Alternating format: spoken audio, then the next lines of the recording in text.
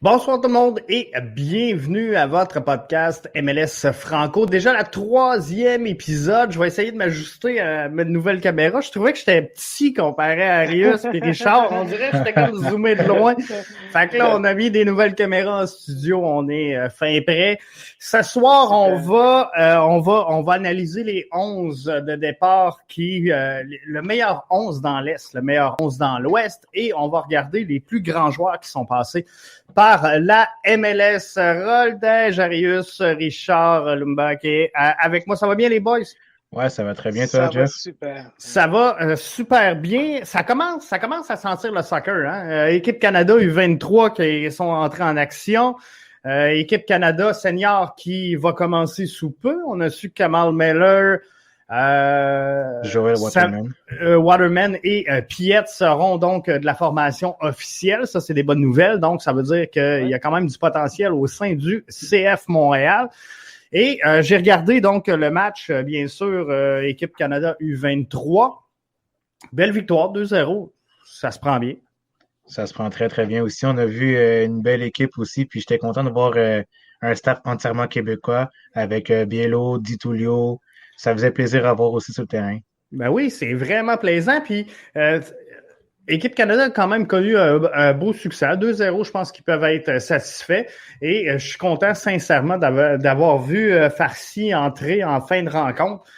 C'est le fun de voir nos petits gars d'ici évoluer. On parlait cette semaine à Arius de futsal. Mohamed Farsi, qui est sans aucun doute une des étoiles du futsal ici. Fait que non, ça vraiment, c'était vraiment le fun de voir, comme Richard a dit, un staff québécois et puis, une belle performance de l'équipe canadienne avec Buchanan, avec 2 beaux buts en début de match.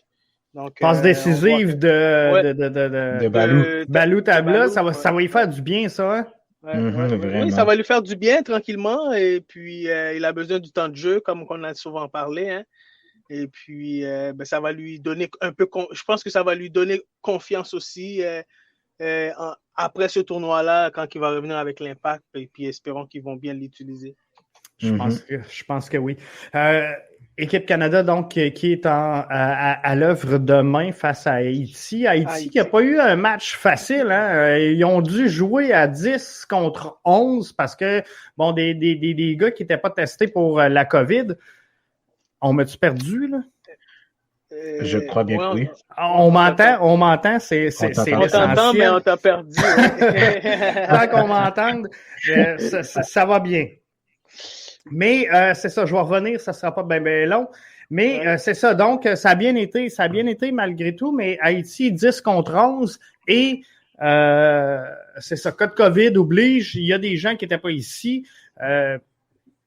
C'est pas le fun, là. Le défenseur était gardien, ça a comme pas de sens. C'est dommage un peu pour la fin. Oui, excuse-moi, Richard. Moi, je trouve ça dommage parce que, honnêtement, un tournoi international, donc, je sais qu'il y a des protocoles à suivre, mais si l'équipe adverse... T'es revenu, Jeff. Je suis là, ça sera pas long. Batterie épuisée. Batterie épuisée. En sport. On va l'avoir. On continue. La magie du direct. Fait que c'est ça, comme je disais, fait que si l'équipe adverse n'avait pas assez de joueurs ou pouvait pas jouer le match, moi je pense que ça paraît pas bien, en tout cas pour un tournoi international pour la FIFA. Ça paraît pas bien non plus pour l'équipe internationale Haïti, mais ça paraît pas bien non plus pour la FIFA. Je sais pas ce que vous en pensez, mais moi je trouve que c'était quand même assez bizarre comme décision d'avoir laissé jouer le match malgré les manques d'effectifs de l'équipe nationale d'Haïti. Puis déjà là, le fait que la Fédération haïtienne a connu beaucoup de problèmes au niveau de l'externe aussi. Il y a eu beaucoup de cas en termes d'agression sexuelle aussi. Mais déjà là, l'image de la sélection haïtienne est un petit peu endommagée. Mais on se rappelle quand même que l'équipe haïtienne a fait un bon parcours durant la Gold Cup. Ils ont même éliminé le Canada aussi. Puis on a vu des joueurs vraiment éclore dans la formation. Mais comme tu as dit, Arius aussi, c'est très dommageable aussi. Parce que la formation haïtienne aimerait vraiment aller au-delà de juste des petites compétitions qui est en Amérique du Nord. Donc, c'est sûr que là, c'est un petit peu regrettable. Très regrettable. Et pour ceux qui ne suivent pas vraiment au niveau de la CONCACAF, Haïti, dernièrement, avait été choisi la fédération de la CONCACAF, justement à cause de la performance au Gold Cup qu'il y a eu de l'équipe nationale A, et puis qui a perdu en prolongation en prolongation de la Gold Cup. Donc, on a vu que cette fois-ci, ça a été vraiment très, très dommageable au niveau de la crédibilité puis l'image de la fédération pour un premier match de la qualification olympique. En effet. Fait que là, je suis revenu tout petit. Je suis là, on me voit, je suis à l'écran. Mais c'est ça, je suis revenu tout petit. Mais c'est pas grave. Au moins, on est là. Donc, ce soir, les boys, on regardait les alignements de départ dans l'Est et dans l'Ouest. Ce que je voulais qu'on fasse, c'est qu'on regarde le meilleur 11 qu'on pouvait avoir dans l'Est versus dans l'Ouest. Et en tout cas, dans mon cas, je pense que mon 11 de l'Est est supérieur à mon 11 de l'Ouest. Je sais pas, vous autres, comment ça se passe, mais d'habitude, je suis tout le temps porté à dire l'Ouest est plus fort. Mais si je regarde mon 11, d'après moi, dans l'Est, je suis meilleur. Pour ma part, je trouve que mon 11 de l'Est est un petit peu équivalent dans la formation de l'Ouest aussi. Il y a beaucoup de stabilité au niveau de la défense. Et au niveau du milieu de terrain, en fait, c'est un peu un mélange de la jeunesse puis un peu d'expérience aussi. Mais encore là, je te garde la surprise pour mon développement du 11 de l'Est. Mais l'Ouest, par contre, ça a été vraiment difficile, je vais pas vous mentir, parce qu'il y a tellement de bons joueurs.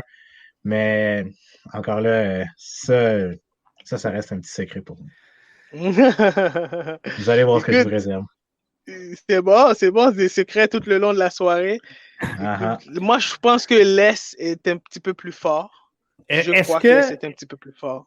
Est-ce que vous avez des joueurs du CF Montréal dans votre 11 partant? Non, c'est la question piège. Hein? Mais pour ma part, moi, j'en ai un, mais il n'est pas sur mon 11 parce que j'ai fait un 18 en fait. OK. Avec le banc. Okay. Moi, j'ai fait un 11. Je me suis pas rendu à 18. Mais. Non, moi non plus.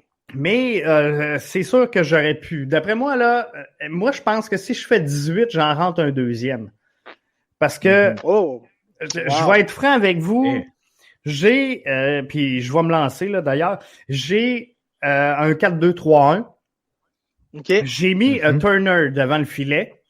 Et j'ai Moutinho, Binks, Gonzalez et Laria pour mes 4 défenseurs. Donc, Louis Binks étant mon seul défenseur, mon seul représentant du CF Montréal. Mais si je me rends à 18, je pense que je serais prêt à mettre Zachary Brault-Guillard en relève de Laria sur le corridor droit. Donc, Moutinho, Binks, Gonzalez et Laria devant Turner. Je pense qu'on a une défensive qui est quand même pas si pire. Donc, dans un 4-2-3-1, je vais y aller avec Nagby et Matuidi en position 6. Ryan devant tout ça. Molino avec Gill chaque côté et Brenner qui va piloter cette attaque-là. La jeune nouvelle sensation de la MLS dans l'Est, je pense que ça va être Brenner. Alors, ça me fait un 4-2-3-1 qui pourrait être pas pire. Je ne sais pas s'il y aurait un lien puis qu'on réussirait à faire de quoi avec tout ça, mais je pense sincèrement qu'avec ça, je suis pas si pire. Il y a Espinoza, là, je me suis dit, il faut que je rentre Espinoza à quelque part. Finalement, j'ai pas été en mesure de le rentrer dans ce 11-là. Mais chose sûre, c'est qu'il y a du talent dans l'Est. Ah, ça, c'est sûr. Puis même encore là, il y a même un lien avec Brenner aussi, parce que moi aussi, je l'ai mis dans mon 11 partant, en fait. OK. Donc, je sais pas si je peux vous le dévoiler tout de suite. Vas-y, on est prêt. Parfait. Bon, dans les buts, un peu la même formation que toi, c'est un 4-2-3-1. Okay. Dans les buts, j'ai Andre Blake de Philadelphie. À gauche, j'ai George Bello. Pour ceux qui ne connaissent pas, en fait, George Bello, c'est un jeune de 19 ans qui est à Atlanta United. On dit beaucoup de bien sur ses qualités offensives aussi. Comme quoi, c'est un joueur très physique aussi, mais capable d'avoir un bon pied gauche aussi. En défense centrale, là, c'est vraiment l'expérience, puis c'est vraiment de la solidité en avant à la charnière centrale. J'ai Jonathan Mensah et j'ai Aaron Long aussi, des Red Bulls de New York. Mais Long, par contre, ça a été un petit peu compliqué parce que il avait déjà été cité par rapport à des rumeurs en Europe, mais je me suis dit que là, c'est pas très concret, donc je l'ai mis sur mon 11 pareil parce que c'est quelqu'un qui est très, très fiable défensivement. À droite, j'ai mis Harrison Afful, un joueur très explosif du côté du Columbus Crew. Au milieu de terrain, là, par contre, je vais pas vous mentir, ça a été déchirant pour ma part. Ça a été vraiment difficile, surtout parce que c'est un 4-2-3-1, puis généralement, les milieux défensifs, c'est ce que je regarde le plus parce que c'est ma position à laquelle je jouais auparavant. Mon milieu de terrain, en fait, c'est James Sands du NYCFC. Moi, franchement, James Sands, je l'aime beaucoup. C'est un joueur que je le compare un peu à Jordan Anderson aussi, dans le sens que c'est un joueur qui apporte beaucoup de leadership, mais surtout au niveau du terrain, à un si jeune âge aussi. J'ai mis également Santiago Sosa du Atlanta United. J'ai mis en numéro 10 Alejandro Pozuelo, comme on le connaît tous à Montréal. Très bon joueur. À l'aile gauche, j'ai mis Brenner. Brenner, par contre, ça, c'est le gros hype aussi parce que Brenner, je le compare un peu à, là, j'exagère un peu, vous allez dire, mais un peu à David Neres de l'Ajax, puis un peu à Anthony, en fait, dans le sens qu'il percute beaucoup sur les flancs pour couper un peu vers la droite de son pied droit. J'ai mis à la pointe Joseph Martinez. Oui. On le connaît tous ici. Très bon buteur. Et là, par contre, à droite, j'ai mis Tejan Buchanan. OK. Ouais, Tejan Buchanan, on connaît, on l'a vu durant les matchs avec l'équipe canadienne aussi. Il a marqué 2 buts. 2 buts, c'est ça. C'est une bonne relève là, chez les U23. Mm-hmm. Il percute très bien. Puis on a vu ses performances en séries éliminatoires. Franchement, moi, je suis tombé en amour au match quand il a joué contre Montréal et contre Orlando. J'allais justement dire, est-ce que les gars, vous avez fait votre alignement avec vos émotions? Un peu.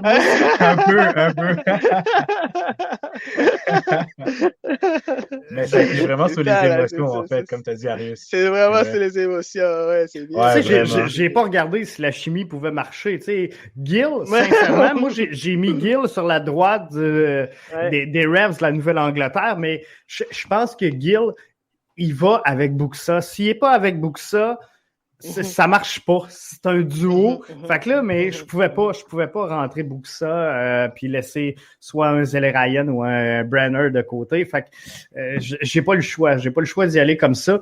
Mais c'est un peu ça. Puis c'est drôle, Richard, il dit la position de 6, c'est ce qui m'intéresse le plus parce que c'est ma position, mais mon garçon, c'est un 6, là, de plus en plus un 8, mais normalement, c'est un 6. Puis c'est ça. Fait que c'est une position que je regarde énormément et que j'analyse beaucoup, mais de plus en plus, donc c'est un 6. Cédric, justement, qui est là et qui dit Buchanan est un très grand joueur, très prometteur, en effet. Je pense que ça va être de toute beauté de le voir au cours des prochaines saisons. Arius, de ton côté? De mon côté, écoute, j'ai essayé d'aller un peu avec, tu vois, tout à l'heure, j'ai parlé des émotions et tout. J'ai essayé d'un peu aller avec la chimie de l'équipe et puis un peu avec les expériences, avec les équipes aussi qui sont dominants, puis avec, en fait, les joueurs qui sont dominants. Faut comprendre, juste un instant, faut comprendre qu'Arius a quand même été un joueur de soccer professionnel et propriétaire d'une académie de soccer. Fait que pour monter une équipe, il sait comment ça fonctionne. Fait qu'on va l'écouter. Fait que c'est ça. Donc, merci pour l'information, Jeff. En fait, j'ai été avec Andre Blake. Andre Blake, je pense que très intéressant comme gardien avec Union. Puis, on voit même Andre Blake comme un MVP cette année parce que Union, c'est une équipe qui travaille ensemble, hein, mais le gardien fait souvent la différence. Et puis, Andre Blake, je pense que c'est un très super gardien. Et puis, il pourrait être un gardien qui va faire beaucoup de la différence pour Union cette année. Puis, moi, je vais plus avec une formation. Je n'ai pas vraiment parlé de la formation, mais une formation plus en 4-3-3. Mais le 4-3-3, c'est un triangle renversé. Fait que si je joue avec un milieu défensif, avec 2 milieux offensifs, et puis les 3 attaquants. Fait qu'un attaquant de pointe, et puis les 2 attaquants... Et 2 ailiers, exactement. Ailier gauche, ailier droit. Donc, pour commencer avec les deux centraux, je vais avec le défenseur de Nashville, Zimmerman. Oui. Columbus, Mensah. Les deux centraux. Je passerai. Et j'irai avec des joueurs vraiment pour comme tu disais tout à l'heure, JF, ben moi, je pense beaucoup plus comme un technicien. Ben, j'irai avec un Harrison Affle à droite. OK. Et un Maxime Chanot à gauche. OK. Intéressant. Ouais. Et puis, en 6, j'irai avec un Grégory de Inter Miami. Ah, c'est bon, ça. Ah, tu vois, ça, j'aurais pas eu l'audace.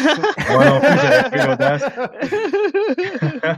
Mais parce que dans cette formation-là, au milieu de terrain, il faut beaucoup de créativité, hein? Beaucoup de créativité, très habile, ballon au pied, puis d'être capable de tourner rapidement d'un côté à l'autre. Je pense que Grégory, il pourrait jouer un bon rôle s'il est bien entouré en arrière comme ça. Et puis, en 10, j'irai avec un autre joueur de Columbus qui est Kevin Molino. J'ai 3 joueurs de Columbus sur le 11 partant. Kevin Molino et Pozzuolo de TFC. Ouais. OK.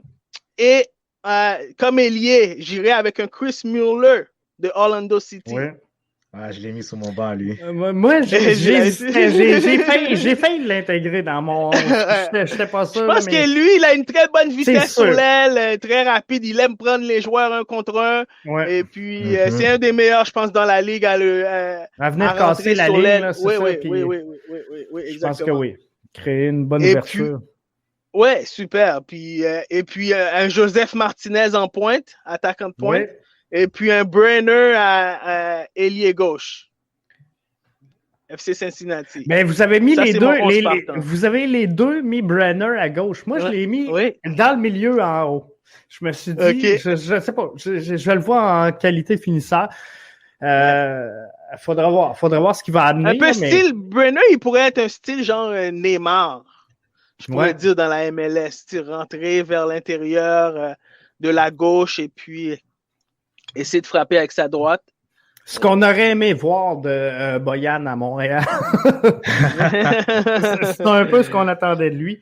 Mais non, c'est ça. Fait que ça fait une belle formation.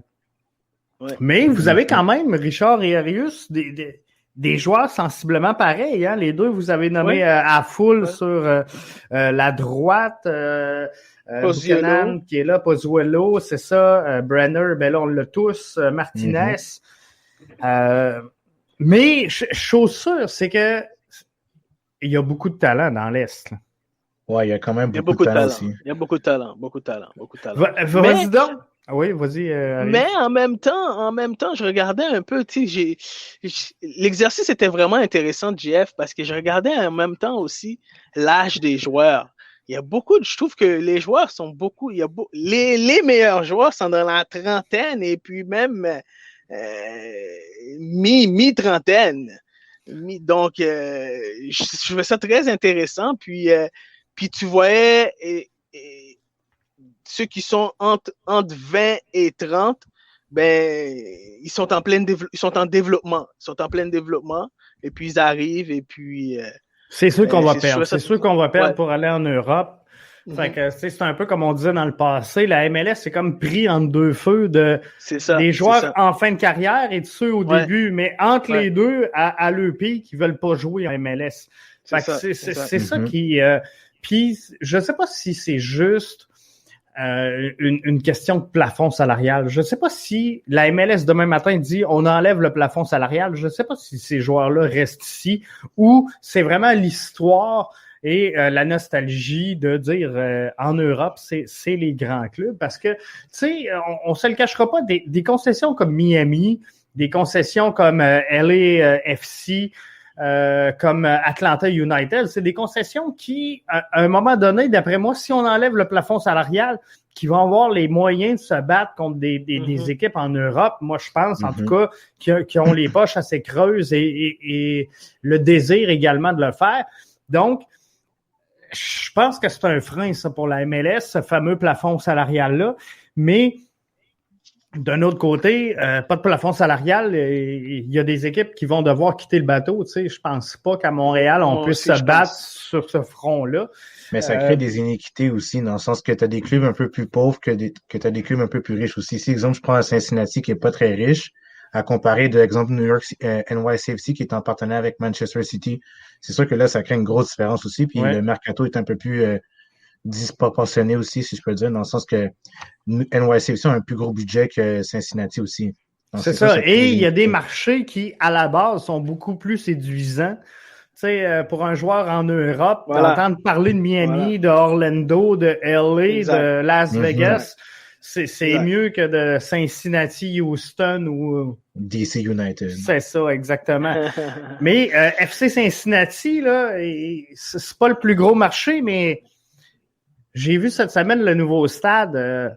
Méchante installation, là. C'est magnifique. Les effets spéciaux, là, les jeux de lumière, là, c'est magnifique. C'est très beau. Mais JF, la Ligue aux États-Unis n'a pas le choix d'avoir un plafond salarial. Parce que sinon, parce qu'on sait comment c'est la mentalité aux États-Unis. On va acheter le championnat.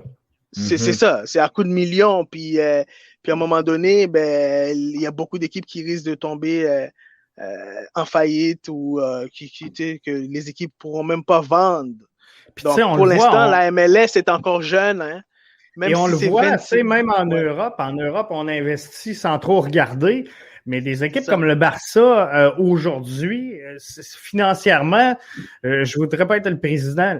Ça va pas y avoir. C'est pas pour rien qu'il est parti aussi, là. Non, c'est ça. Parce que c'est mal géré. Voilà.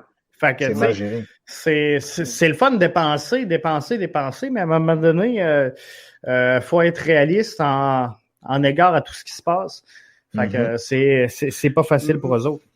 Mais je suis sûr qu'avant que un club comme le Barcelone décide de fermer, de mettre le cadenas sur la porte, le président de l'Espagne va investir, le gouvernement va investir. C'est sûr. Ils laisseront pas ça aller, c'est définitif. Ça, c'est exactement. C'est ça la différence. Oui, exactement. On va sauter du côté de l'Ouest. Oui. Là, pour être franc... Intéressant, ça, l'Ouest. J'ai eu beaucoup plus de difficultés. Dans l'Ouest, j'ai eu de la misère... pour être franc, et je connais même pas, puis je vous l'ai dit, les boys, avant qu'on entre, mais je connais même pas mon gardien de but. Pour être franc, j'ai mis Marco Marek, donc de Houston, qui a terminé statistiquement parlant meilleur gardien de la MLS la saison dernière. Houston n'est pas un marché qui m'intéresse énormément, tu sais, ça fait que c'est pas quelque chose que je regardais statistiquement parlant. J'avais au début Tarbell, j'ai eu Crépeau également. Je me suis dit, mais Crépeau, ça pourrait être bien. Mais finalement, donc, je suis allé avec Marco Marek du Dynamo de Houston. Je suis allé sur la gauche avec Ali Adnan.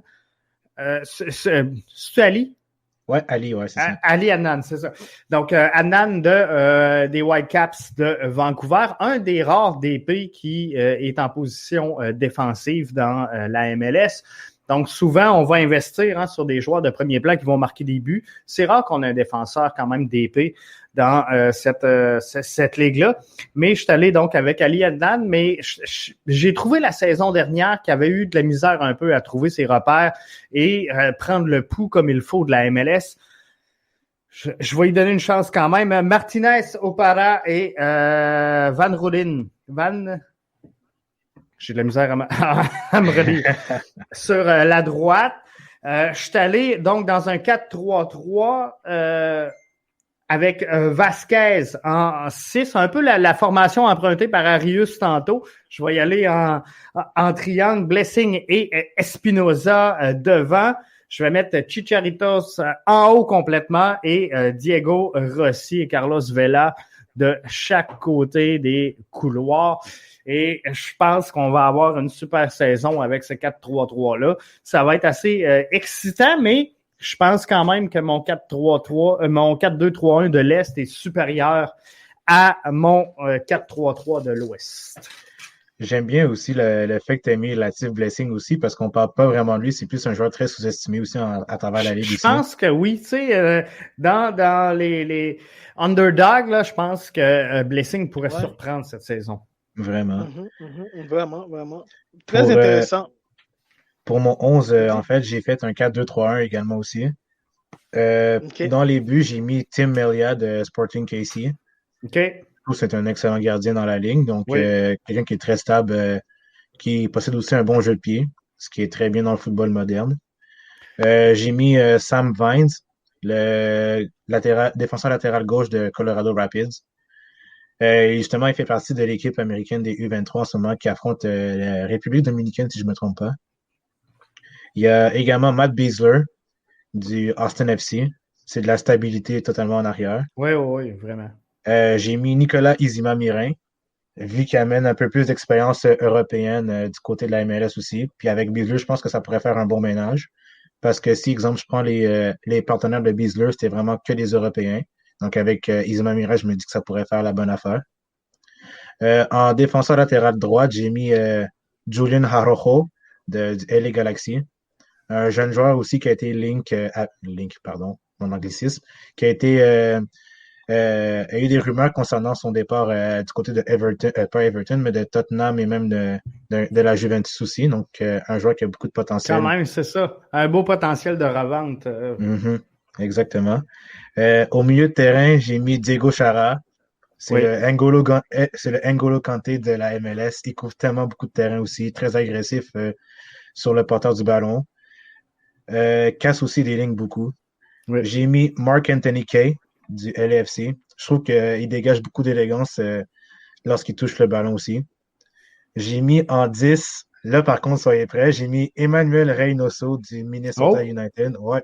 J'ai pas été avec Lodero. C'est un bon choix. J'ai hésité avec lui aussi, mais c'est un bon choix. C'est un bon choix, lui. Je voulais mettre Valérie Lodero, mais je me suis dit, tout le monde va le prendre, donc je voulais comme opter pour quelque chose de différent. Mais il m'avait marqué aussi. Nicolas Lodero. Ouais, c'est ça, exact, ouais. Pardon. Ouais. J'avais mis Reynoso parce qu'il m'avait beaucoup épaté durant les séries éliminatoires. J'ai mis à droite Carlos Vela. On n'a pas le choix, ben. Ouais, non, c'est sûr que tout le monde l'a dans son 11, donc c'est sûr qu'il va faire partie de l'équipe. J'ai mis Diego Rossi à gauche. Ouais. Et à la pointe, j'ai mis Jesus Ferreira de FC Dallas. C'est bon, ça. Ouais. Un jeune joueur aussi capable de casser les lignes aussi. Très bon jeu de pied aussi. Possède une bonne palette technique aussi. Donc, c'était intéressant aussi. Puis, il a marqué justement à son premier match au début de la semaine contre... je ne sais plus c'était quoi le nom de l'équipe contre qui ils ont joué les États-Unis cette semaine. Costa Rica, je pense. Ouais, je pense que c'est ça. Exactement. Ouais. C'était le seul but de la rencontre. Donc, j'ai mis Ferreira. Mais j'ai hésité entre Ferreira et Pulido, mais je me suis dit, j'ai opté plus pour une mentalité un peu plus jeunesse parce que c'est ce que la MLS a comme but en ce moment, de porter plus sur la jeunesse. Donc, je pense que oui. Il faut qu'ils mettent l'emphase là-dessus. S'ils veulent continuer de séduire, je pense qu'ils n'ont pas le choix. C'est ça. Good. Puis j'ai mis un joueur, je ne vais pas t'interrompre, je voulais mettre un joueur de Vancouver, mais ça a été tellement difficile. Je voulais mettre Deiber Caicedo. Okay. Ça, c'est une recrue que je m'attends à mettre un peu plus de feu du côté de la formation de Vancouver parce qu'il n'y avait pas vraiment d'étincelle avec Milenkovic. Donc, Caicedo, pour moi, ça va être une belle révélation à suivre. C'est ce qui manque du côté de Vancouver. C'est cette flamèche-là qui va faire exploser Cavallini devant. Là, on dirait que des fois, là, il cherche. Je regardais les matchs la saison dernière, on dirait qu'il attend le ballon. Et le ballon, il arrive jamais. C'est ce qui manque. Puis, je pensais vraiment qu'Alian Nan allait être cette bougie offensive-là qui allait longer longtemps le couloir pour rentrer, finalement donner le ballon directement plein centre, mais finalement, ça a pas donné ça. C'est ce que je m'attendais d'Alian Nan. Je pensais qu'on allait le voir vraiment comme un latéral moderne qui allait monter très, très haut pour finalement soit couper au centre ou rentrer des ballons. Mais En tout cas, on n'a pas vu cette chimie-là s'installer entre lui et Cavallini la Mais saison son seul problème, par contre, je veux juste laisser un petit mot. C'est juste que Ali Hanan, son seul problème, je trouve que c'est son côté défensif aussi, il en arrache un peu plus. Donc, c'est comme ça que les adversaires exploitent aussi les flancs de son côté. C'est pas un rapide, hein? Ali Hanan, tu sais, il y a des belles qualités, mais d'après moi, là, puis je veux pas porter de jugement, mais d'après moi, là, 15 livres de moins, Ali Hanan, il backerait pas mal plus vite. Mais en tout cas, il n'y a pas beaucoup de défenseurs dans la ligue. Ce que tu expliques, JF, là, qui est capable de faire le up and down comme ça dans la MLS. Parce que les équipes jouent souvent très direct aux attaquants de pointe et puis qu'on fait dévier à gauche ou à droite. Et donc, certaines équipes sont capables de jouer la balle sur le côté, puis d'un côté à l'autre, changer d'un côté. Donc, il n'y a pas beaucoup d'équipes qui jouent vraiment la balle dans la phase défensive. Même l'overlap, là, dans les couloirs, on n'en voit pas beaucoup. Non, exactement. MLS, on n'en voit pas beaucoup de ça. Ouais. Non, en effet. Exact. Toi, Arius? Moi, super. Écoute, je suis allé avec l'expérience vers l'Ouest. Correct, ça. Parce que l'Ouest, c'est très particulier. Je vois que les gars qui ont 30 ans et plus dominent et puis ils ont une stabilité au niveau de la ligue, donc ils connaissent bien. Le jeu est beaucoup plus... on conserve beaucoup la balle dans l'Ouest et puis on fait rouler la balle d'un côté. On essaie beaucoup de faire rouler la balle d'un côté à l'autre. Oui, tu voulais rajouter quelque chose, Jeff? J'allais dire, on dirait que les plus gros marchés, justement, sont dans l'Ouest. Ils ont peut-être cette pression-là de gagner, donc sont moins enclins à prendre des risques. On dirait qu'ils veulent des résultats garantis. Donc, ils vont y aller plus conservateurs avec des joueurs établis qui vont dire, OK, avec ça, on devrait avoir la formule pour nous amener où ce qu'on veut. On est peut-être moins essayeux dans l'Ouest. Ouais, et puis on va chercher des gros noms pour, comme tu dis un peu, JF, pour un peu venir compléter un peu le style de jeu qu'on veut amener. Puis la marchandise qu'aussi on veut amener sur le terrain. Puis oui, tandis que dans l'Est, un petit peu plus physique, encore plus physique. On parlait du jeu physique. Dans l'Ouest aussi, c'est physique, mais dans l'Est, encore plus physique. C'est très direct encore. Puis je pense que l'Est est un peu plus jeune que l'Ouest. Oui, puis dans l'Est, tu sais, dans l'Est, on a Atlanta United et peut-être l'Inter de Miami qui vraiment se démarque comme étant un grand marché. Mais de l'autre côté, exactement. On a LA Galaxy, LAFC, on a les Timbers de Portland qui sont drôlement bien établis. Seattle qui est comme une dynastie, ouais, c'est ça, une institution au sein de la MLS. Donc, on prend moins de risques et on sait que les 4-5 premières places sont déjà établies. Fait qu'on veut rentrer dans la fin du peloton, fait qu'on va y aller beaucoup plus sécure. Mm-hmm. Ouais. Puis pour aller un peu dans le même sens que tu dis, les 4, puis quand je faisais l'exercice, je commençais à revenir un peu sur ce qu'on avait dit dans les équipes qu'on avait choisies par rapport dans l'Ouest et l'Est. Et je commençais à voir, je dis, j'aurais changé certaines positions, telle équipe. Oui, c'est ça. Avec le recul, la force. Avec le recul, la force de regarder, les analyser. Et puis c'était vraiment intéressant.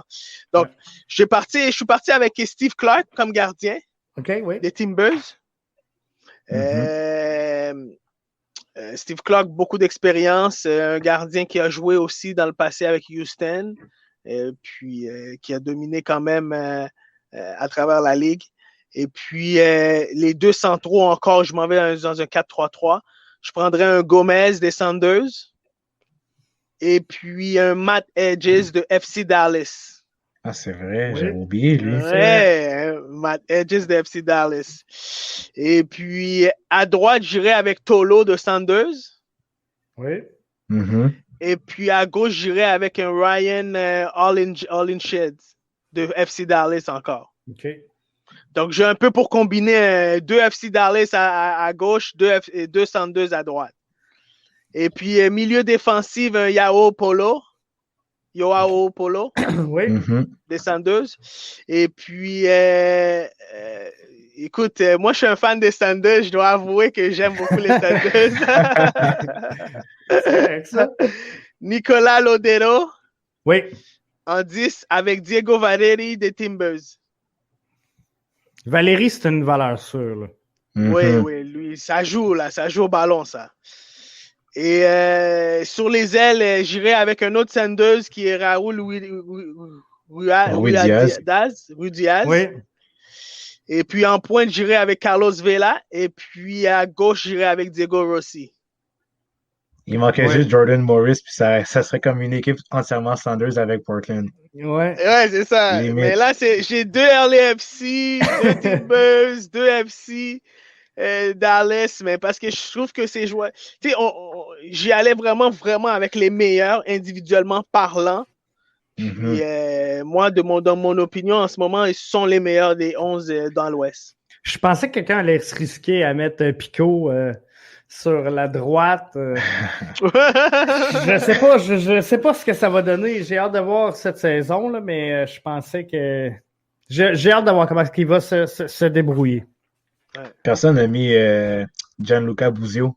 Non. On en avait parlé au dernier podcast, mais... Ouais, c'est vrai. On en a parlé, ouais. Mais Busio, moi aussi, je l'ai mis sur mon banc, justement, parce que il y avait un gros upset. Puis, justement, le fait qu'il voulait prendre plus de responsabilités au niveau offensif, ça m'a comme titillé un peu l'esprit, mais je voulais l'ajouter, mais en même temps, je me suis dit, je vais prendre une valeur sûre en prenant Reynoso, qui est un peu plus, qui dégage un peu plus de classe au niveau du milieu de terrain. Je veux juste... Oui, vas-y. Oui, vas-y. Oui. Puis en faisant cet exercice-là, Jeff, je me suis dit peut-être qu'on va revoir un Sanders Columbus encore en finale. Oh, les prédictions. Ouais. Ça se pourrait. Ouais. Il y a 2 bonnes formations, ça c'est sûr. 2 bonnes formations, puis je me dis, ça serait un peu dans le style quand il y a eu avec Toronto-Seattle les dernières années. Puis je vois Columbus un peu remplacer dans l'Est le Toronto qu'on avait dans les dernières années. Moi, je vois la compétition beaucoup plus serrée cette année que les autres années. Je ne sais pas si c'est parce que j'ai plus le nez dedans, puis je fais plus de podcasts que les autres saisons, mais on dirait que j'analyse tous les clubs, puis je trouve qu'on a resserré la parité, elle est là cette saison. Je pense que toutes les équipes, ou en tout cas à peu près toutes, ont des chances de gagner, sauf ceux qu'on avait nommés dans le dernier podcast. Là. Il y a des équipes qui s'en vont nulle part. Mais donc là, je vois que le mercato estival va être très, très, très important. Et je pense qu'il y a des joueurs, des formations qui vont faire des ajouts de dernière minute. Puis c'est là qu'on va voir l'équipe qui va gagner, selon moi. C'est celui qui va avoir les moyens de payer le gros joueur au mois de juin.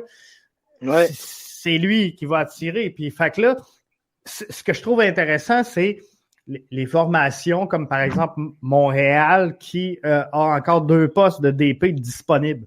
Tu sais, si jamais il arrive en juin, milieu de peloton, puis ils ont bien de l'argent. On ne sait pas comment que ça peut aller, là, mais s'ils décident d'aller chercher 2 DP internationales reconnus, établis, ils peuvent causer toute une surprise. Donc, les équipes qui auront une porte, en tout cas une fenêtre ouverte avec des postes de DP à l'été, je pense qu'ils vont être profitables.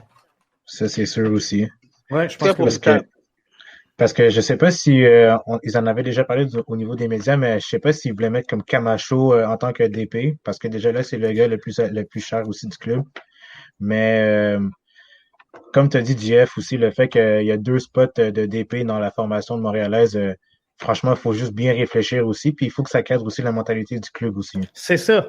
Puis moi, j'ai rien, puis je l'ai souvent dit, j'ai rien contre le fait qu'on ajoute des DP internationales, tu sais, des joueurs de haut niveau, mais je pense que dans le passé, ce qu'on a fait, c'est d'amener des joueurs en espérant que on soit capable de l'entourer et de l'amener à faire gagner le club.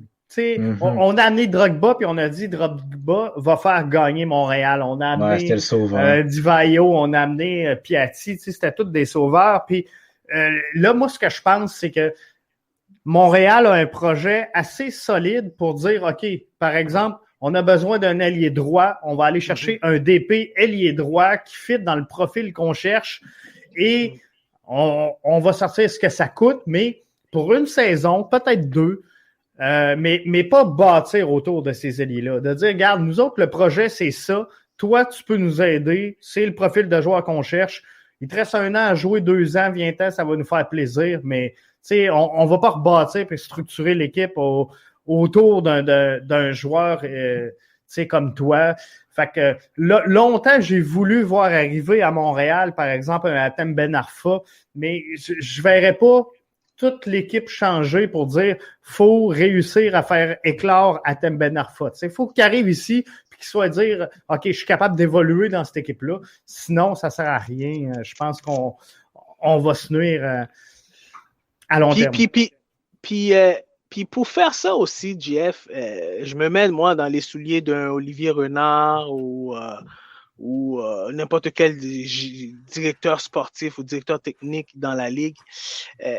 Il faut être conscient que le joueur que je vais amener, premièrement, est-ce qu'il va fitter dans la chimie de l'équipe, dans la philosophie de l'équipe?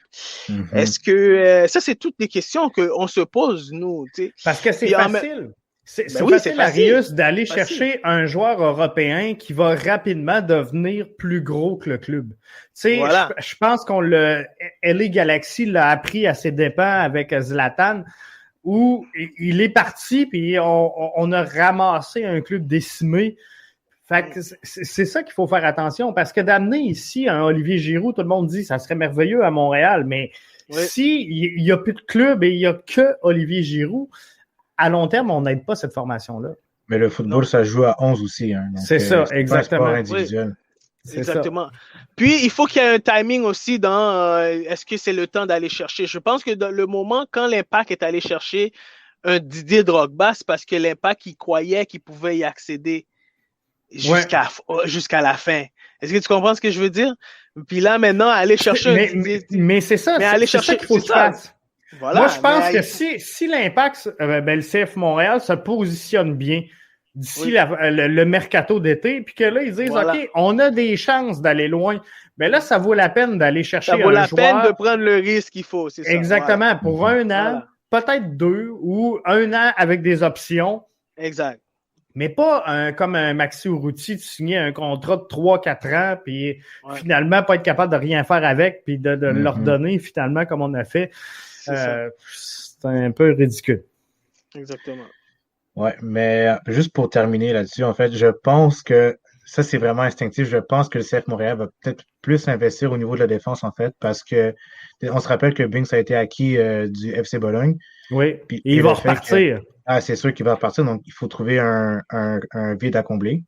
Également aussi, je pense au milieu de terrain, le milieu de terrain aussi va peut-être avoir une acquisition, qui c'est peut-être un vrai numéro 10. Quoique Georgi Mihailovic peut prendre le relais, mais je ne sais pas si Nancy va comme arranger la formation pour que chaque joueur soit en bonne disposition afin d'exploiter leurs capacités techniques. Donc ça reste à voir en fait. C'est ça, et Mihailovic a démontré de belles choses quand même avec l'équipe États-Unis 23. Je pense qu'on l'a vu jouer un peu, ça fait du bien. Bonne prise de balle sur les corners, sur les ballons arrêtés. Donc ça, je pense que c'est un plus pour Montréal qui se fiait énormément dans le passé sur Saphir Taider qui est plus là. Donc, fallait remplacer ça. Ça, c'est une bonne chose. Et je crois que c'est ça. Il y a un Torres aussi, je pense qu'il y a un Torres aussi qui peut amener quelque chose d'intéressant. C'est ça, Sunusi Ibrahim, je ne sais pas exactement comment on va l'utiliser, mais lui aussi, il a l'air en pleine forme. Mais j'ai hâte de le voir jouer. Vraiment. J'ai vraiment hâte, puis je pense que c'est un gars qui est vraiment focus parce que ça fait 4-5 fois que je parle avec, puis je lui demande s'il a enfin goûté à la poutine, puis il me répond pas. Je pense qu'il est vraiment focus sur son entraînement. Il est focus sur son entraînement, lui. Ouais, il doit manger des pois chiches, puis il s'entraîne, mais tu sais, tant mieux, mais il a l'air vraiment d'un joueur qui se défonce et qui veut prendre sa place. Fait que ça, c'est un bon choix.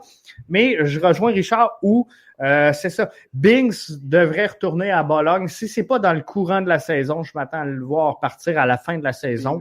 Ça m'étonnerait beaucoup qu'on reconduise l'entente avec Camacho. On disait peut-être le nommer DP cette saison pour strictement comptable. question de sauver des frais. Donc, avec le départ de Binks, on a perdu Rod Fanny, avec Camacho qui, d'après moi, est à sa dernière saison. C'est sûr qu'en charnière centrale, il va falloir du support à cette formation-là. Mm-hmm. Définitivement. Et je sais, je veux juste revenir sur nos 11, les gars. Je sais qu'il y a plusieurs personnes au sein du CF Montréal qui écoutent nos podcasts parce que je les vois passer. Je veux juste vous préciser que dans les 6-11 qu'on a présentés, donc nos 3 de l'Est, nos 3 de l'Ouest, il y a personne qui est allé avec une défense à 3. Il y a personne qui a un 3-5-2. Donc, je pense c'est comme un message qu'on envoie au CF Montréal. Essayez donc d'évoluer 4-2-3-1 ou 4-3-3 ou 4-4-2, mais je pense ça a pas été concluant, je pense, la défense à 3 pour l'Impact. C'est sûr que cette année, le CF Montréal a peut-être plus d'attributs qu'il l'avait l'an passé. Mais je suis pas sûr encore de ce schéma-là à 3 défenseurs. De la misère.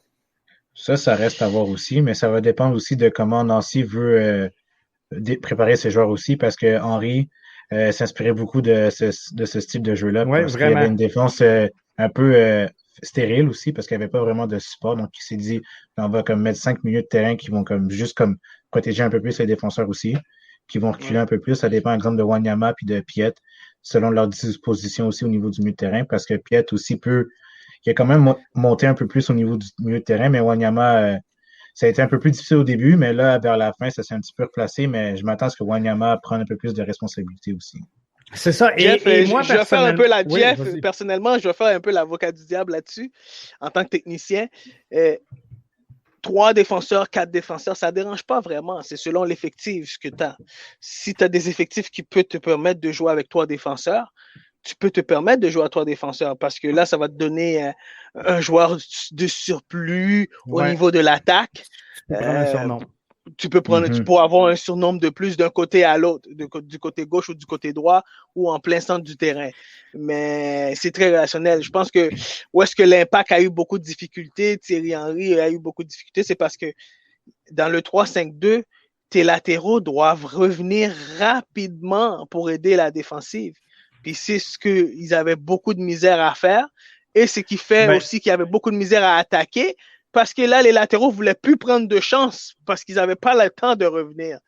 Donc, ils avaient de la difficulté à prendre des solutions durant certains matchs selon l'adversaire qui faisait face. C'est ça. Et je pense que sur le couloir gauche, on n'avait juste pas les bons éléments. Donc, que ce soit Corrales ou Raitala, je pense qu'on a vraiment, on n'a jamais vraiment eu un latéral moderne.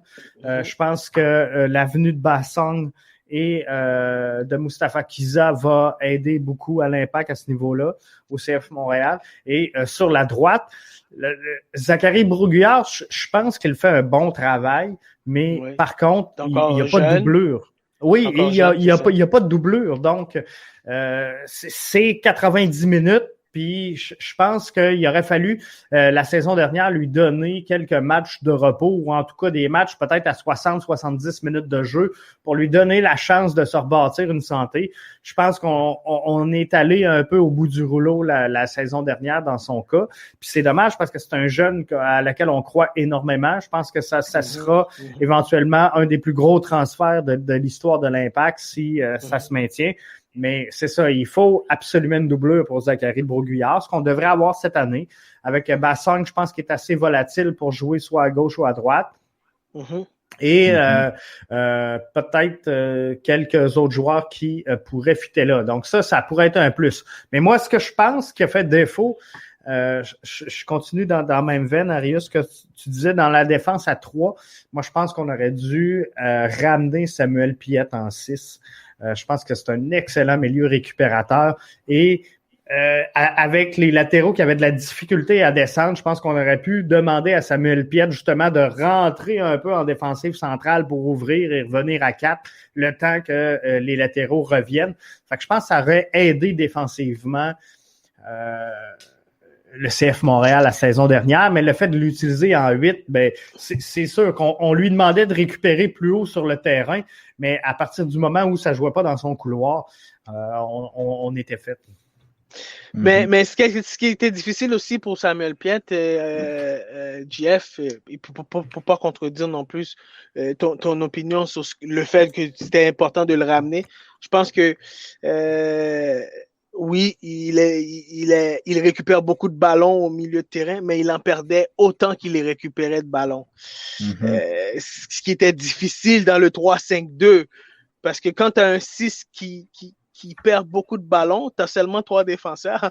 Ça va vite sur les ailes. Ça va vite, là. C'est vrai. Ça revient vite, là. Puis donc, je pense à partir de là, c'est là qui fait en sorte que même Thierry Henry l'a mis plus sur les côtés. Thierry Henry l'a enlevé du milieu de terrain, l'a mis sur les côtés. Il est bon. Il est efficace dans le jeu simple et sans pression. Voilà. S'il faut qu'il joue une touche de balle, il est correct. Mais ne m'en dis pas de dribbler le terrain. C'est pas le joueur pour le faire. Thierry Henry, il n'a pas spécifié spécialement qu'il parlait de Samuel Piette. Non. Lui, il a parlé de... J'ai écouté son dernier entrevue. Il a parlé un peu de... je sais qu'on s'en va un peu, mais il a parlé un peu de ce qu'il a vécu ici à Montréal. Mais il y a beaucoup de joueurs qui reçoivent le ballon, ça joue en retrait. Le foot, c'est un jeu où tu veux aller vers l'avant. Donc, quand tu arrives à ce niveau-là, à chaque ballon que tu reçois, tu joues en retrait. Difficile de marquer des buts, là. C'est sûr, c'est problématique. Là. C'est problématique. Et quand Wilfred Nancy était nommé en poste, je lui ai demandé justement c'est quoi la saveur que lui voulait donner au CF Montréal. Et Wilfred m'a dit, on a essayé avec Thierry Henry de mettre l'emphase sur le jeu par en avant, puis on n'est pas tout à fait rendu là.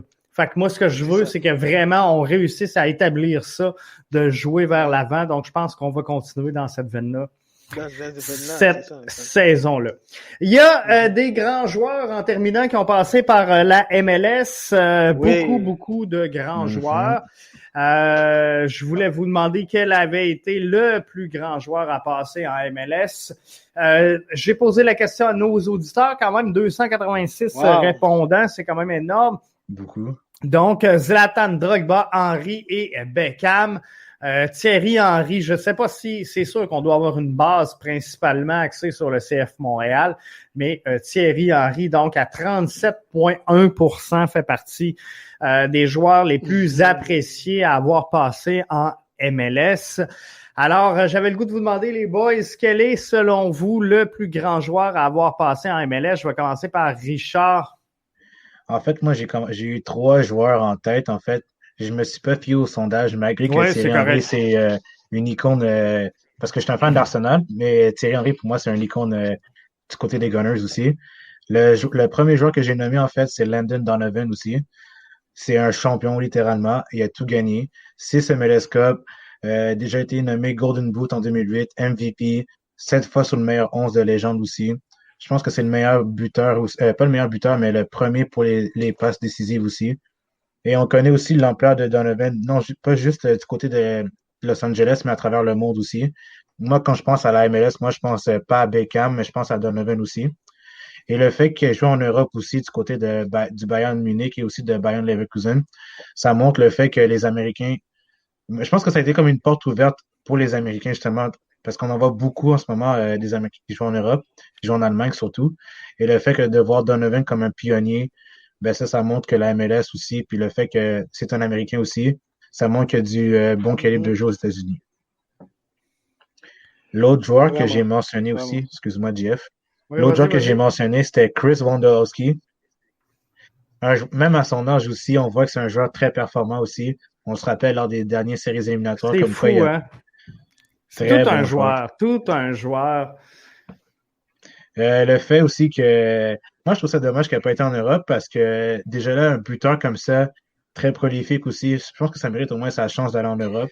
Mais je pense que oui, et je le vois un peu, puis je veux pas t'arrêter, Richard, mais je le vois un peu comme un Lewandowski au Bayern. Je trouve tellement que Lewandowski est sous-estimé dans les championnats européens. Mais il me semble que chaque fois que j'entends parler de soccer, j'entends parler de Messi, j'entends parler de Neymar, j'entends parler de Ronaldo. Mais rarement on va parler de Lewandowski qui fait une job incroyable. Et je trouve que Wondolowski est à la MLS que Lewandowski est à la Bundesliga. C'est un joueur, c'est un attaquant pas complet, mais un attaquant vraiment décisif aussi. Oui. Capable aussi de porter un peu de soutien à son milieu de terrain aussi, à son 10. Très bon tir aussi, très bon pied gauche. Donc, pour moi, Wondolowski, le beau lapsus. Wondolowski, en fait, c'est un joueur que j'aime beaucoup, que j'ai beaucoup aimé, puis j'aime encore aujourd'hui. Et mon dernier joueur qui m'a marqué dans la MLS, ça, on n'en parle pas, mais je pense pas que vous l'avez nommé aussi, c'est Nick Rimando, gardien de but des Salt Lake City. C'est un très bon gardien de but, petit, parce que généralement, les gardiens modernes sont très grands, mais lui, c'est un petit gardien aussi, capable aussi de couvrir beaucoup de terrain, surtout lorsque c'est le temps des pénaltys, c'est plutôt sa spécialité, justement. Et en plus, il joue à Salt Lake City, qui n'est pas un gros marché aussi, puis qui connaît des difficultés financières aussi. Juste le fait de voir un joueur qui sort de là, ça montre à quel point Rimando ne passe pas inaperçu. Ouais. Voilà. Arius, plus grand joueur qui a passé à MLS. Il y en a passé, hein, quand même. Moi, il y en a passé des très bons joueurs, mais pour différentes raisons. Puis moi, si je parle grand joueur qui a vraiment dominé, je parlerais de Landon Donovan, qui vraiment, je suis d'accord avec Richard sur tous les points. Je parlerais aussi d'un Higuaín. Oui. Higuaín a été très dominant, attaquant dominant. Je pense que c'est un des meilleurs marqueurs de toute l'histoire de la MLS. Puis il revient et puis un champion de la Coupe du Monde et tout. Tu sais, ça, c'est des noms, c'est pas des gros noms de vedettes, mais c'est des joueurs qui ont eu un impact dans la MLS et sur le développement de la MLS. David Beckham, pour moi, oui. Ça a été un fondateur énorme pour la MLS à tous les niveaux. En dehors, sur le terrain. Et Thierry Henry aussi, évidemment. Donc, on avait deux grandes vedettes, un dans l'Ouest, un dans l'Est, David Beckham, Thierry Henry. Donc, ils ont vraiment permis à ce que la MLS se développe énormément à tous les niveaux. Mm-hmm. Et puis, un joueur aussi que les gens peut-être Richard connaît de nom, mais il n'a pas eu la chance peut-être de voir jouer. Mais Carlos Valderrama. Ah, je voulais le mettre aussi. Je voulais le mettre avec ses cheveux blonds, là. Ouais, avec ses cheveux, ouais. Carlos Valderrama, il lui a joué avec plusieurs équipes dans la MLS, San Jose, Miami Fusion. Donc, un autre joueur aussi qui était formidable pour le entertainment de la MLS. Donc, sinon, la liste, elle pourrait être très longue. Mais ça, c'est les joueurs qui m'ont le plus frappé. Je veux, juste avant de canceller, de continuer, on m'a envoyé une note, là. Georgi Mihailovic vient de marquer pour les États-Unis. C'est 4-0. 4-0, formation américaine. Super. Au moment où on se parle. Bien, et, je viens de voir, Gavino mentionner que, semblerait que Zoran Bassang pourrait être partant demain pour le Canada. Fait que on va suivre tout ça. Mais moi, mon joueur, donc, en terminant, ça serait David Beckham. Puis tu l'as dit, Arius, moi, c'est pas tant pour ce qui s'est passé dans son cas sur le terrain, mais à l'extérieur. Je pense que c'est le joueur qui a ouvert la porte, justement, à ces vedettes de l'extérieur qui sont arrivées ici. Je pense qu'il a été un précurseur. La MLS serait pas, selon moi, au niveau où elle est là présentement sans la venue de David Beckham. Et c'est sûr, ça a coûté cher à la MLS. C'est sûr que ça fait peut-être pas l'affaire de tous les propriétaires en MLS d'avoir un David Beckham débarqué, alors qu'on sait 250 millions le contrat. C'est ça, c'est tout un cadeau entre la MLS et David Beckham pour sa venue. ici, mais je pense que ça a été géant, le développement de David Beckham. Et un qu'on n'a pas parlé, Cédric me le mentionne, c'est Wayne Rooney également, qui a quand même amené quelque chose de wow à la MLS. Alors, il a passé des bons gens, puis il y en a qu'on n'a pas nommé non plus. Je pense que je magane tout le temps son nom, mais Schweinsteiger. Schweinsteiger. Ouais, c'est ça, exactement. Fait que, tu sais, ça aussi, je pense que c'est un joueur qui était établi, qui a amené une certaine crédibilité à la MLS. Donc, il en a passé des grands. C'est sûr que moi, personnellement, puis je veux juste retourner là au résultat du sondage, Zlatan à 17, Drogba à 18,5. Moi, c'est pas des joueurs qui, malheureusement, m'ont impressionné. C'est le fun. J'ai adoré leur foot en Europe, mais tu sais, à mes yeux, Zlatan a plus nuit aux LA Galaxy à long terme qui est venu leur aider. A aidé la MLS, c'est sûr, mais tu sais, qu'il repart d'ici en disant, tu sais, qu'il a joué, lui c'est une Ferrari, puis qu'il joue avec des Pinto, puis tu sais, quand il a quitté la MLS, ça c'est Zlatan. C'est ça, exactement. Puis quand il a quitté la MLS, je me souviens, il a déclaré, tu sais, vous vouliez Zlatan, vous l'avez eu, maintenant retournez écouter le baseball, tu sais. Ouais. Ah, je trouve ça moyen. C'est du Zlatan tout craché, mais c'est pas tout le monde qui l'aime aussi. C'est ça tu l'aimes, ça tu l'aimes pas. Je pense qu'il n'y a pas de grise, vraiment. Il a pas tout. Ben, je sais pas s'il a vraiment aimé son expérience aux États-Unis, mais je pense qu'il a vu que vraiment qu'il manquait de la culture. Et la culture footballistique, il en manquait peut-être pour lui. Puis c'est pas pour rien qu'il est retourné en Italie parce que veut pas en Italie, il y a une culture footballistique et puis que Zlatan, ben regarde aujourd'hui, Zlatan est retourné sur l'équipe nationale. Ben oui, exactement. Mais c'est un joueur avec des compétences incroyables. C'est un joueur avec des Je pense que c'est né chez lui. La seule chose que j'ai appréciée de Zlatan, c'est quand il est venu ici puis qu'il a dit, voyons, c'est donc ben fou faire jouer un enfant au soccer aux États-Unis, ça coûte cher. Mais tu sais, il y a les moyens de payer.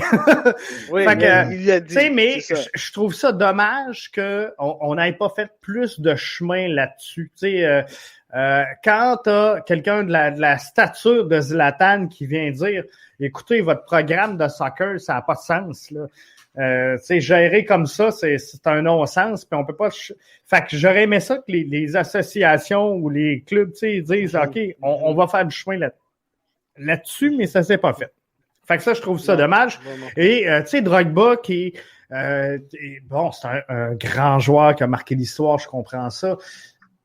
Mais pour être franc, entre nous autres, les gars, je le trouve un peu chochotte, là. Tu sais, genre, je veux pas jouer sur le synthétique. Je joue pas dans tel stade. Je joue pas. Attends. Ouais, les voyages aussi. Ouais, c'est ça. Comme puis, de Montréal à Vancouver, c'est long. Mais moi, je me souviens très bien, par contre, puis je veux pas défendre Drogba là-dessus, mais je me souviens, ici même à Rivière-du-Loup, on avait eu une séance à un moment donné avec un physio, puis après la séance avec les parents où il expliquait un petit peu là, comment qu'on entraînait les joueurs de haut niveau, il m'avait dit, Jeff, il dit jamais je vais conseiller à un club de se développer sur le gazon synthétique, tu sais, parce que il me disait, il m'expliquait que, tu sais, sous la surface c'est une dalle de béton, puis ça a l'air que pour les genoux là, c'est terrible. Énorme. C'est terrible, c'est ça. C'est énorme. Fait que, tu sais, c'est un peu, je comprends donc le point de vue que Drogba, qui a joué sa pelouse naturelle toute sa carrière. C'est la raison pourquoi GF et la Coupe du Monde ne se jouera jamais sur du synthétique. C'est ça, et c'est correct, c'est bien, mais sachant ça, sachant les problèmes que ça peut occasionner, j'aurais aimé ça que nos fédérations disent, on va arrêter de faire des stades synthétiques, on va mettre du vrai gazon, puis je ne sais pas si c'est un problème d'humidité ou quelque chose, mais un coup que tu as un stade recouvert, là, mettre du gazon, ça doit pas être si compliqué que ça, là. un peu de terre, un peu de gazon, puis ça va y aller. Mais ça va devenir trop humide, là. Je connais pas ça, là. Mais ça coûte cher, trop d'employés, là. C'est ça. Beaucoup de col bleu, de col blanc. Je sais pas comment ça fonctionne au Bas-Saint-Laurent, mais à Montréal, c'est col bleu, col blanc. Ouais, c'est ça, mais ils veulent pas travailler, les autres. Non, pas trop, en tout cas. Pas pour le soccer. Mais, c'est ça, exact. Fait que c'est dommage, mais je pense que malgré tout, on a des bonnes installations de plus en plus. Puis, c'est un peu ça qui nuit aussi. Puis, je vais faire un petit aparté à la Coupe du Monde 2026. Si on veut des matchs, on n'a pas le choix ben de revoir la surface qu'on utilise présentement. Là, c'est ça. Obligé. Fait que, c'est peut-être un des chevals de bataille qui fait que Montréal est frileux à aller de l'avant parce que un coup passé ça, il va servir à qui le stade en terrain de soccer, c'est pas l'Impact qui va le remplir, du moins pas pour l'instant, puis je pense que c'est pas la vision d'aller jouer dans des foules de 60 000 personnes pour le CF Montréal pour l'instant. Fait que un stade le Bigot avec 12 000 personnes, là, il a l'air vide, là. C'est très vide. Vraiment. Puis juste le fait que l'équipe canadienne commence à avoir beaucoup de potentiel. C'est sûr que là, on veut comme passer à un autre stade aussi parce qu'on était plus en stade de comme questionnement à savoir c'était quoi notre identité en général. Mais juste le fait d'avoir John Herdman qui est un gagnant puis qui dégage beaucoup de charisme aussi, ça a fait en sorte que là, l'équipe canadienne, il y a beaucoup d'engouement.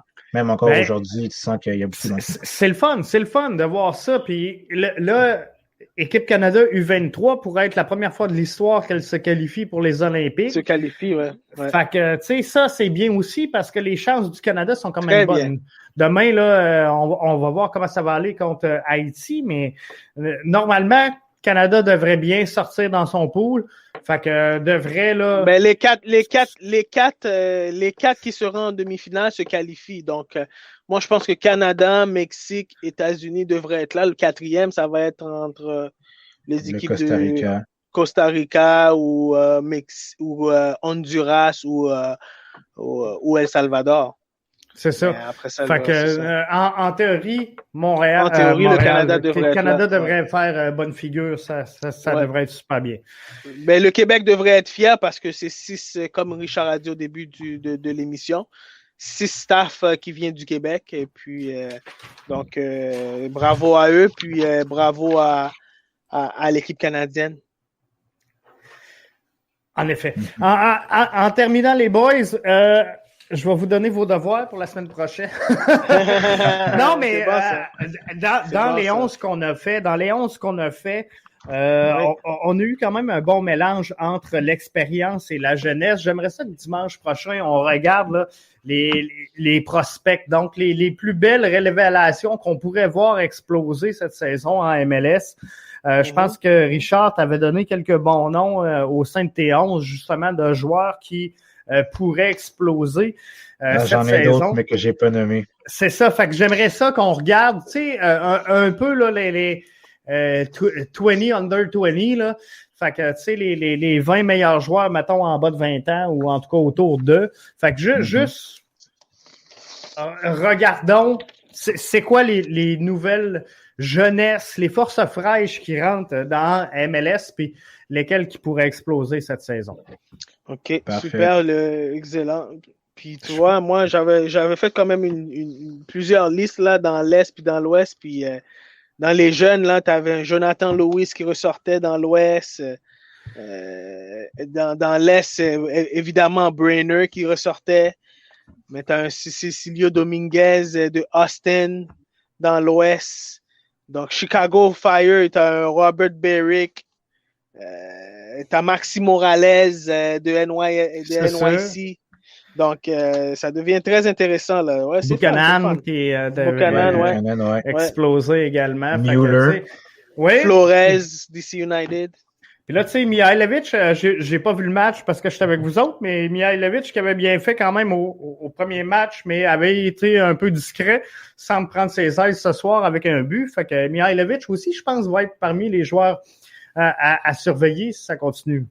Il a dit avant d'aller à Montréal qu'il voulait prendre un big step avec Thierry Henry, mais Thierry Henry n'est plus là, mais malgré ça, il va quand même exploser selon moi. Mais j'espère, là, mais... Mais tu sais, juste pour parler comme ça, j'avais parlé justement à Sunusi Ibrahim et j'avais pas réussi à l'avoir comme invité sur le podcast, mais on s'était parlé en dehors des ondes. Puis Sunusi, c'est ça, il me disait, tu sais, moi, je viens à Montréal pour une chose, là, c'est Thierry Henry. Thierry Henry, c'est mon idole. Il dit, moi, je viens à Montréal, je veux porter le numéro 14, puis mon rêve, c'est d'être transféré à Arsenal. Mais je veux jouer à Arsenal avec le numéro 14. Mais, malheureusement pour lui, il n'aura pas la chance d'être dirigé par Thierry Henry. Mais ils vont peut-être se recroiser un jour. On sait jamais. Thierry Henry, d'après moi, restera pas longtemps sur le banc de touche, là. Moi, je pense que dès que les saisons aussi qui sont pas synchronisées au Québec puis au Canada puis en Europe, mais d'après moi, là, à la fin de la saison européenne, là, il va signer quelque part. Puis tu sais, il y avait eu beaucoup de rumeurs dans son cas avec Bournemouth. Puis tu sais, je me demande si c'est pas juste repousser dans le temps. T'sais, on va laisser retomber la poussière, puis on va peut-être bien le nommer après la saison, là.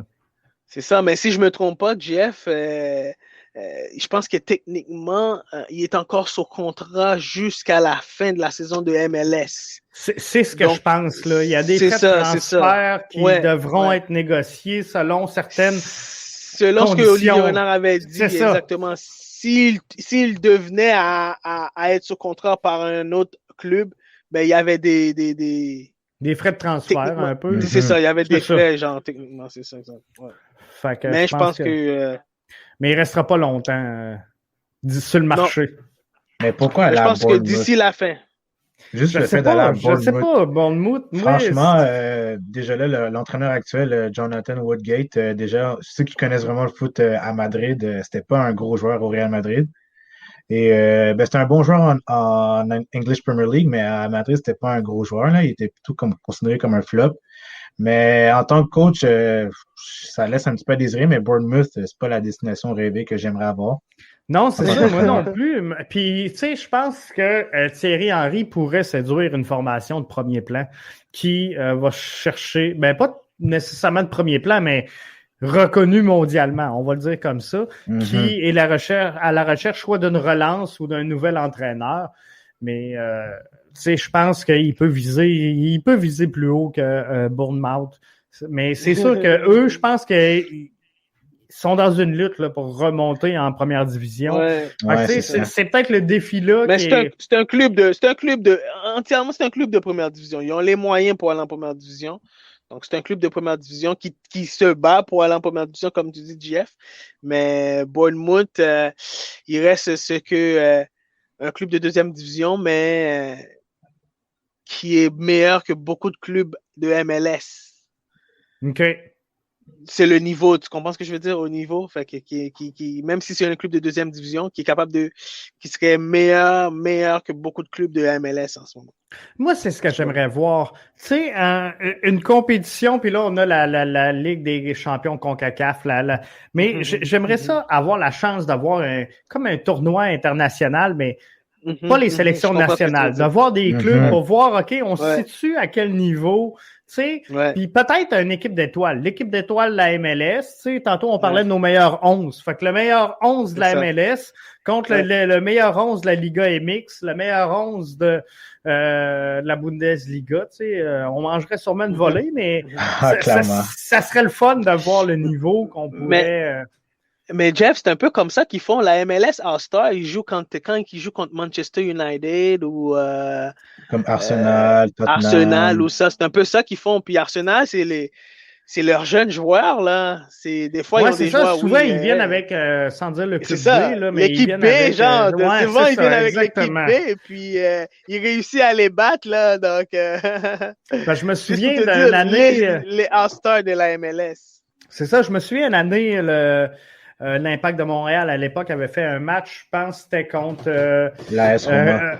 AS Roma, c'est ça. Puis Cédric était bien excité. Puis lui, dans sa tête, on allait voir des super vedettes. Puis finalement, on avait été un peu déçus. Il y avait pas un moment donné l'équipe à Cristiano Ronaldo, justement, qui était venu aussi. Ouais, Real Madrid sont venus. Real Madrid sont venus. Et Cristiano était pas là. Non, Cristiano n'était pas là. Exact. Mais Zidane était là, par exemple. Ouais, Zidane était là. Ouais. Zidane était là, par exemple. Ça valait la peine.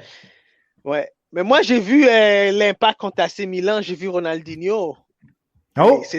C'était de toute beauté au stade olympique. Il y avait plus 60 000 personnes. C'est le plus beau spectacle que j'ai vu de ma vie. Parce que Ronaldinho, dans ce temps-là, il y avait Ronaldinho, Nesta, Seedorf.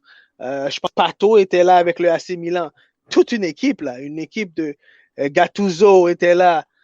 Toute une équipe. Mais moi, j'ai vu le but de Porter. C'est le but le plus important. Ouais. Ah non, c'était fou. On a eu des bonnes émotions. Je pense qu'il y a eu plus d'émotions, malgré tout, au stade olympique que au stade Saputo. C'est sûr qu'il y a eu des gros matchs au stade Saputo, mais moi, je me souviens d'avoir été voir David Beckham au stade Saputo, au stade olympique, ouais. Alors que c'était bien plein. Je pense que c'est une des meilleures foules de l'histoire. Il a marqué un but sur coup franc, ce match-là. Ouais, c'est ça. Fait que tu sais, c'était wow. Je me souviens du but de Porter, c'était Bigot. Fait qu'il y a eu des gros matchs au stade olympique, puis c'est de toute beauté. De toute beauté. Ça fait déjà le tour. Super! Ça passe vite, hein? Ouais, ça passe vite, vraiment. Ça passe vraiment vite. La semaine prochaine, je vous promets d'avoir une caméra zoomée. Là. Je vais être aussi grand que les deux autres. C'est bon, JF. Hey, merci les boys d'avoir été avec nous. Merci à tous les auditeurs. On se retrouve pas demain lundi. Normalement, le lundi, on a un podcast, mais là, lundi, il y a un match d'équipe Canada, puis je veux pas entrer en conflit avec le match. Puis, je vais être franc, je vais écouter le match. Fait que je pourrais pas être là, mais peut-être un après-match. On va regarder. Mais sinon, ça, c'est un autre débat. Je suis un peu déçu qu'on n'a pas accès à nos équipes juniors puis de voir nos jeunes. Moi, on va finir avec ça. Mais, tu sais, Équipe Canada qui est sur One Soccer, puis CPL, j'ai pas de trouble. Que la CPL signe avec One Soccer, j'ai pas de problème. C'est une entreprise libre et ils font ce qu'ils veulent. Mais mon équipe nationale devrait être, selon moi, à Radio-Canada ou CBC ou RDS, TVA Sport, name it, mais devrait être sur un réseau généraliste, selon moi. Fait que je pense que c'est directement dans le mandat de Radio-Canada de présenter les matchs de l'équipe canadienne. Puis, c'est pas le cas présentement, mais je trouve pas ça normal que je sois obligé de m'abonner à One Soccer pour avoir la chance de voir l'équipe canadienne en action. Puis je pense que c'est à nous, toutes les fans de soccer qui sont abonnés à RDS ou à TSN, de le faire savoir qu'au moins, peut-on voir nos jeunes et puis qu'on puisse montrer à nos plus jeunes que peut-être un jour, ils pourront y être là. Ben oui. Je comprends pas. C'est une logique qui est simple. À un moment donné, c'est le fun, là, les services de streaming, mais tu sais, si tu suis tous les podcasts, tu es abonné à 3-4 podcasts. Fait que là, tu payes pour avoir, par exemple, BBN Media. Tu payes pour IMFC Radio. Tu payes pour le Cannes Football Club. Mais là, tu payes pour DAZN. Tu payes pour Tuner, DAZN. Tu payes, tu sais, à un moment donné. Netflix, là, ça finit plus, là. C'est ça, parce que là, tu dis, je vais enlever le câble, mais là, tu payes Netflix, tu payes Plex, Disney+. C'est trop, là. C'est ça le problème, ça arrête pas, là. C'est ça le problème, parce que techniquement, il n'y a pas de couverture au niveau du foot. Alors que si tu regardes des médias plus indépendants, des journalistes indépendants, je regardais ça sur Twitter aussi, je trouve que il y a des journalistes qui sont vraiment qualifiés, mais vraiment qualifiés, qui ont une meilleure couverture du foot que comparé à des journalistes qui sont plus de style généraliste, comme RDS ou TVA Sport. N'empêche que TVA Sport, c'est très, très bon. C'est juste que les journalistes plus indépendants ont comme une plus grosse recherche, font plus de détails, que comparé à d'autres médias. C'est dommage parce que, tu sais, moi, personnellement, en tout cas, si on compare les deux, je trouve que TVA Sport ont l'équipe de premier plan, avec Vincent Destouches, Frédéric Gay, Frédéric Laure, c'est de toute beauté, mais on dirait qu'ils n'ont pas le pouvoir de leurs ambitions. Tu sais, je pense qu'ils pourraient pousser encore plus. C'est des machines de soccer, mais on dirait qu'ils n'ont pas ce qu'il faut pour pouvoir s'exprimer. Limité. Mais Mais à un moment donné, il faut que ces gars-là, ces filles-là soient partout. Il faut qu'ils soient invités dans le bulletin du sport du matin pour parler d'équipe Canada. Il faut qu'ils soient invités. On voit souvent les commentateurs hockey, par exemple, à Salut Bonjour le matin ou des choses comme ça. Mais il faut que Frédéric Laure soit à Salut Bonjour pour dire, mais ça, c'est la culture du foot qui commence à rentrer au Québec parce que là, on n'a pas vraiment de culture. Mais là, si, exemple, Frédéric Laure ou Vincent Détouche vient plus souvent à TVA ou à Salut Bonjour, là, les gens vont commencer à suivre un peu plus le foot aussi. C'est ça, exactement. C'est ça, puis c'est une bonne nouvelle dans ce sens-là que le 91.9 Sport, ils ont annoncé qu'Olivier Brett, là, à partir, je pense que c'est de juin, va être en direct du lundi au vendredi. Puis je pense, en tout cas, le samedi. Fait que finalement, là, une couverture vraiment améliorée versus ce qu'il y avait avant au 98.5. Fait que ça, c'est bon pour la culture et le rayonnement de notre sport. Tout à fait. Fait que là-dessus, ça fait le tour. Je vous souhaite une bonne fin de week-end. Merci à tous. Merci à Arius. Merci à Richard. Et on se retrouve la semaine prochaine pour un autre MLS Franco. Bye bye. Bye bye. Bonne soirée à tous. Bye bye.